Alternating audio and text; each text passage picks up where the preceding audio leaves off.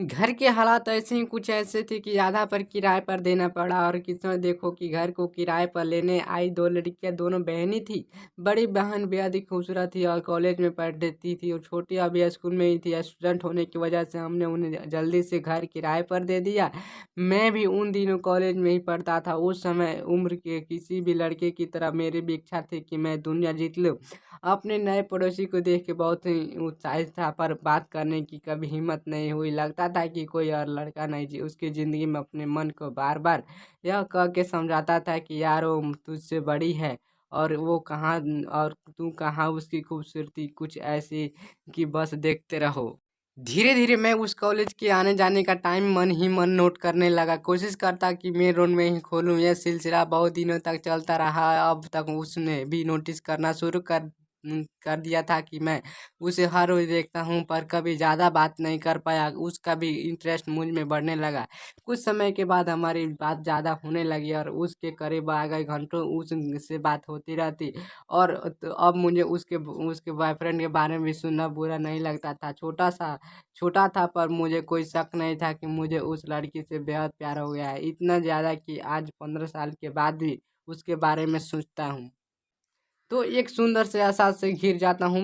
दिन बीतते गए और फिर वो लम्हे आए। हम देर तक रात बात करते थे। अगस्त की एक रात हम छत पर साथ बैठे। उस दिनों बहुत हल्की बारिश हो रही थी और किसी कारण से वो बहुत उदास थी। लग रहा था कि उसका बॉयफ्रेंड से किसी से बात से झगड़ा हुआ था। मैं उसके साथ था।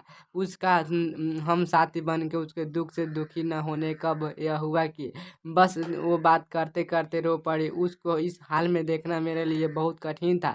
वो मेरे कंधे पर सर रख के रोने लगी। मैंने भी उसे प्यार से अपनी बाहों में ले लिया। न जाने वो कब तक रोई और कब चुप हुई। मैंने उसे अपनी खामोशी से बाहर नहीं होने दिया। अब उसका चेहरा मेरे हाथों में ही था। तक मैं उसे चूमता रहा और कितनी बार कहता रहा आई रियली लव यू। यह सिलसिला कई दिनों तक चलता रहा। अब मैं एक बहुत ही खूबसूरत लड़की का अनऑफिशियल बॉयफ्रेंड था। जिंदगी कितनी भी हसीन लग रही थी। चाहता था कि सारे दुनिया को बताऊं कि आई एम इन लव, पर हर बार ठहर जाता था। हम लोग और भी करीब आ रहे थे। मेरी दुनिया में अब सिर्फ वही थी। मेरी जिंदगी अब उसके बिना बेमानी थी। उसको पाना और उसके साथ सारी जिंदगी बिताना ही मेरा सपना बन गया था। एक दिन मेरे घर वाले शादी अटेंड करने शहर से बाहर गए। हम दोनों जानते थे कि उस रात हम जरूर मिलेंगे। फिर रात हुई।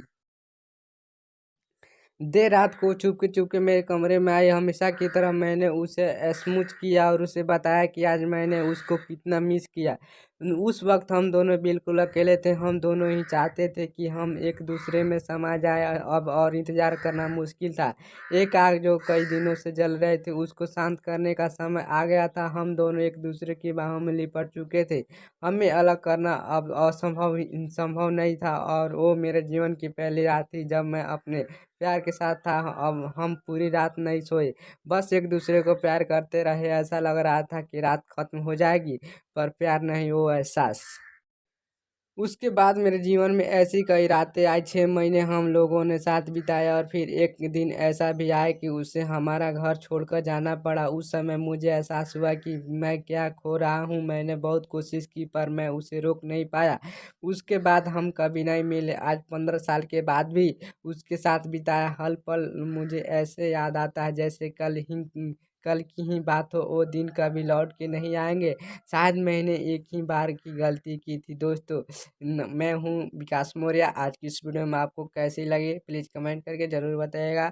और दोस्तों, यह वीडियो आपको बहुत ज़्यादा दिनों के बाद आ रहा है। आपको मैं बोलना चाहूँगा हमारी वीडियो लेट से इसलिए आ रही हूँ। मैं पहले केरला में था, उसके बाद मैं घर पे आ गया हूँ। थोड़ा सा मेरे साथ लाइफ में प्रॉब्लम चल रहा है, इसके लिए मैं वीडियो नहीं बना पा रहा हूँ। आपके लिए मैं आगे से नेक्स्ट वीडियो में आपको ट्राई करूँगा अच्छा कंटेंट आपको स्टोरी सुनाने की। मिलते हैं नेक्स्ट वीडियो में। तब तक के लिए गाइस हमारे चैनल को सब्सक्राइब कर लीजिएगा। तब तक के लिए गाइस अपना ख्याल रखिएगा। जय हिंद, जय भारत दोस्तों।